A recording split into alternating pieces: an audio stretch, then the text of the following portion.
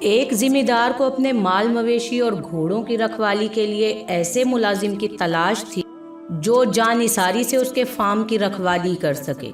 اسے ہمیشہ اپنے ملازمین سے یہی شکایت تھی کہ اسے کوئی محنتی ملازم ملا ہی نہیں۔ ذمہ دار کے پاس کام کرنے کے لیے ذمہ دار کی سخت شرطوں سے ضد ہو کر کوئی ملازم بآسانی کام کرنے کے لیے تیار بھی نہیں ہوتا تھا۔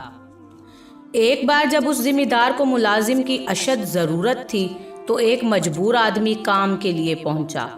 اپنی کوئی خوبی بتاؤ، ذمہ دار نے اس سے سوال کیا۔ کام کے متلاشی شخص نے کہا کہ میں جب بارش یا طوفان ہو تو سکون سے سوتا ہوں۔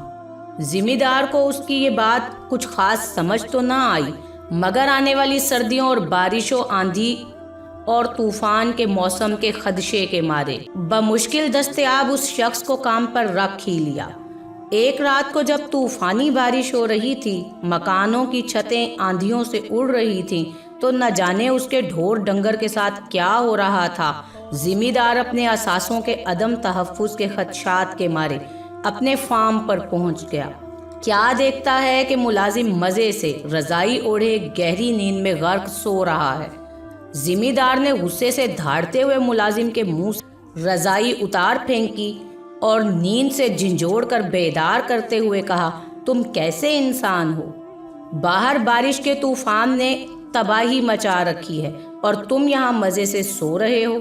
ملازم نے کچھ نہ سمجھتے ہوئے اپنی نیم آنکھوں سے ذمہ دار کو دیکھتے ہوئے کہا، لیکن میں نے تو آپ کو پہلے ہی بتا دیا تھا کہ میں جب بارش ہو یا طوفان سکون سے سوتا ہوں۔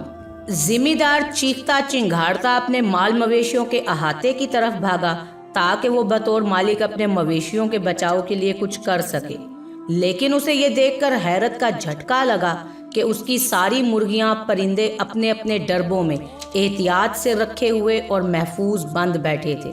حلال جانور سکون سے جگالیاں کر رہے تھے اور گھوڑے تندرست و توانا سردی سے محفوظ سکون سے کھڑے ہوئے تھے۔ ذمہ دار نے یہ سب ماجرا دیکھا تو معذرت خواہانہ انداز میں اپنے ملازم سے کہا، سو جاؤ سکون سے، کیونکہ مجھے اب پتہ چل گیا ہے کہ وہ کون لوگ ہوتے ہیں جو سخت حالات، تنگی ترشی کے وقت اور بارش طوفانوں کے وقت سکون سے سو سکتے ہیں۔ جب کوئی شخص اپنے کام کو اچھے طریقے سے سر انجام دیتا ہے، آنے والے خدشات کا توڑ پہلے سے ہی بنا کر رکھتا ہے، وہ آنے والے کل کی پریشانیوں سے بے خطر ہو کر سو سکتا ہے۔